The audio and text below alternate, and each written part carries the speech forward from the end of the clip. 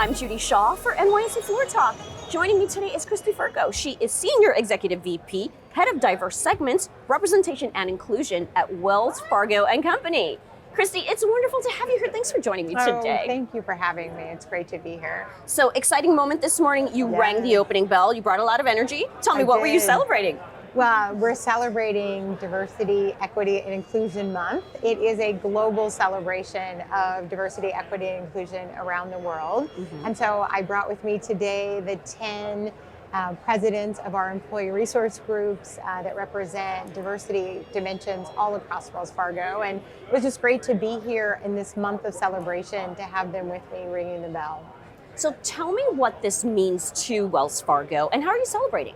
Yeah, so it's a month-long celebration, really acknowledging just the uniqueness and diversity that exists in all of us. But for Wells Fargo, it's how do we bring all of those unique perspectives, unique diversity dimensions together to help advance the goals of the company. And so our theme this month is belonging.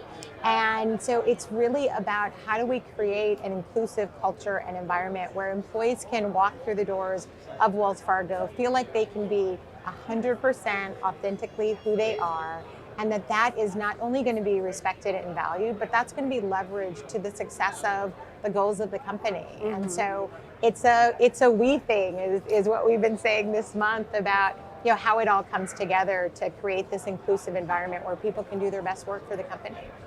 Now, tell me, what's the company's overall approach when it comes to DE&I, and what are your priorities? Yeah, so Wells Fargo has a unique approach to DE&I. I've supported DE&I at a couple of other companies before, and Wells Fargo is really unique. First, starting with my title, Diverse Segments, Representation, and Inclusion. And the diverse segments part is first because it recognizes that there are communities of color who have been underserved by the financial system and locked out of access. And so diverse segments says that Wells Fargo, we want to bring our resources, our know-how, our processes and products to be able to bring solutions, access to capital to these communities of color.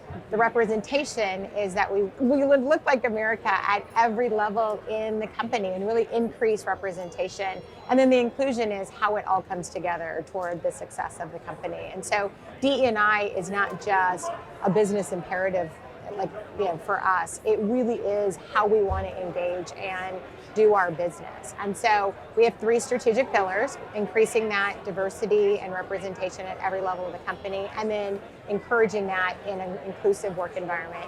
The second is around growing our business with diverse segments customers. And then the third is increasing our spend with diverse suppliers. So those are the 3 priorities that we have in DSRI. All right, now you have an employee resource network. Tell me about that. Yeah, so we have 10 of them. And basically it is employees who volunteer to be a part of these employee resource groups.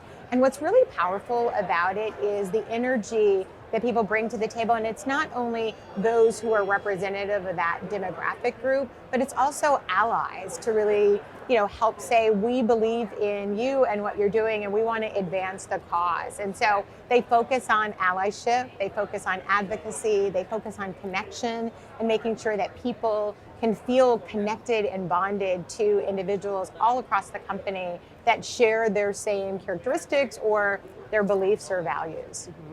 And finally, Kristy, tell me, how does the company and its customers and communities benefit from your work?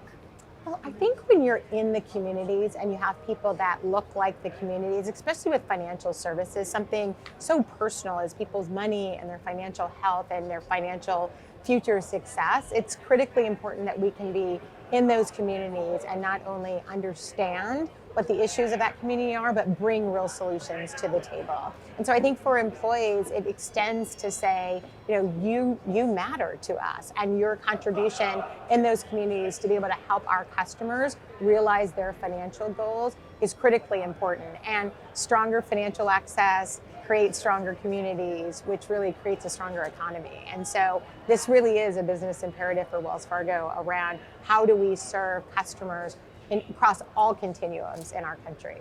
All right. Well, Kristy, it's been wonderful to talk with you. Thank you. Thanks for joining me on Floor Talk today. Absolutely. Good to see you.